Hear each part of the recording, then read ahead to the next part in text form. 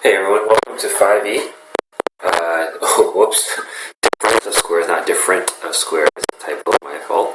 Difference of squares and perfect squares. Okay, so up to now we've talked about common factoring,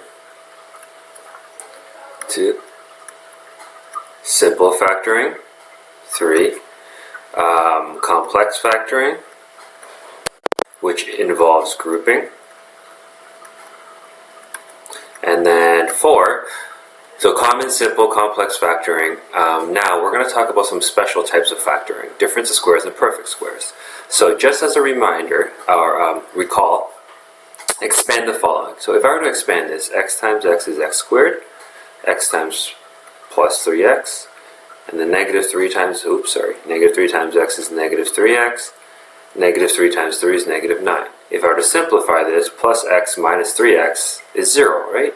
I'm just left with x squared minus 9. Now this is what we call a difference of squares. So if I were to go backwards, okay, so I realize that I got a minus sign, which tells me it's difference, okay, difference. And I also have two squares, x squared and 9. So then I could factor it using the difference of squares, okay. And you can see the same thing too if you expand that, which I'm not going to. So I'm going to factor all these using a difference of squares. Now first off, difference, okay? If this was a plus sign, I could not factor it this way. But because it's a minus sign, both of these are squared. By factoring these, I know the square root of x squared is just x, square root of 16 is 4, 1 will be plus, 1 will be minus, I'm done, okay? Same thing here. Is this a difference of squares? X squared and 36.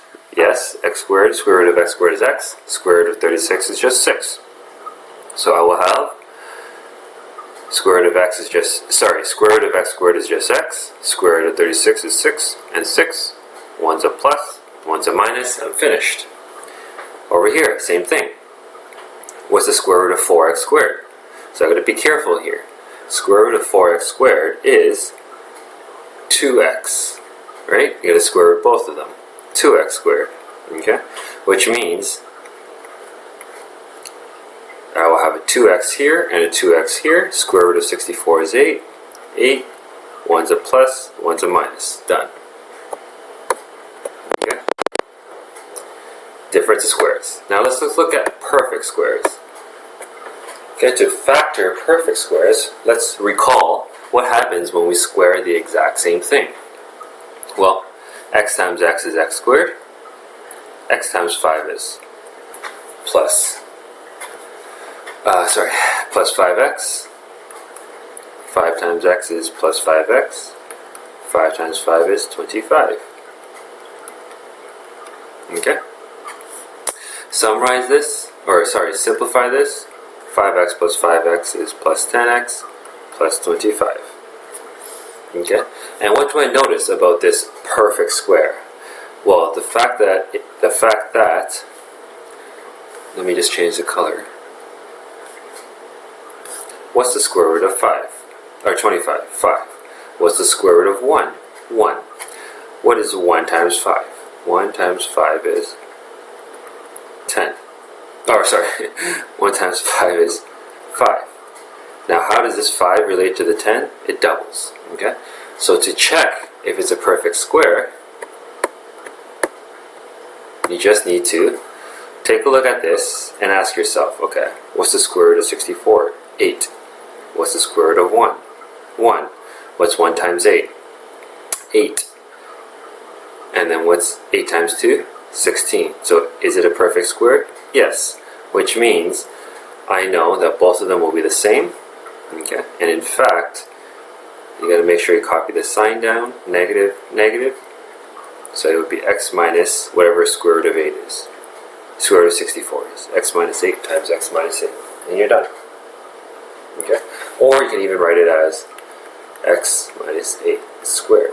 Now, if you forget that it's a perfect square, is it a big deal? No, because you could just take a look at that and go, oh, that's just simple factoring, right? So I'm just going to change the color. Simple factoring means two numbers that multiply to give you 64, but add to give you negative 16. perfect square just means that the factors you get will be the exact same. So in this case, I know they're both going to be 8. But that is a negative 16, isn't it? So it should both be negative 8. So if I were to write that out based on simple factoring, I would get equals x minus 8, x minus 8. Which is indeed the same thing as that, isn't it? And I'll get the same answer. So if you don't remember to recognize a perfect square, it's not a big deal. Okay? So let me do this example for you. It just saves you time. It's a shortcut. So I sit here and I can think, maybe I need two numbers that multiply to give me 100, but add to give me negative 20. Well, a lot of you would quickly realize, oh, that's just 10 and 10. You would be correct. You can also recognize that this is indeed a perfect square, because square root of 100 is 10, square root of 1 is 1, 1 times 10 is 10, okay. And then double of 10 is 20, which means it is indeed a perfect square, so I would get x minus 10 and x minus 10. Okay. So a nice, short, simple worksheet. There's no questions from the textbook. I pretty much did it all for you.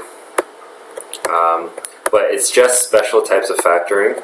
If you don't recognize it, like I said down here with the perfect square, I guess you can do this one and submit it. But if you don't recognize it's a perfect square, it's not a big deal. You can just use simple factoring and you'll be fine. Difference of squares. This is an easy one. A lot of students don't tend to forget this one because it's so simple. But again, I could take this and go, wait a minute, I don't remember difference of squares. And I could just say, okay, fine, x squared plus 0x minus 36. Because there's no x in the middle, right? And this, for simple factoring, it would be the same thing. Two numbers that multiply to give you negative 36, but add to give you 0. Those two numbers are plus 6 and negative 6. Okay? Any questions, please post under math questions. Yeah, take care. Bye.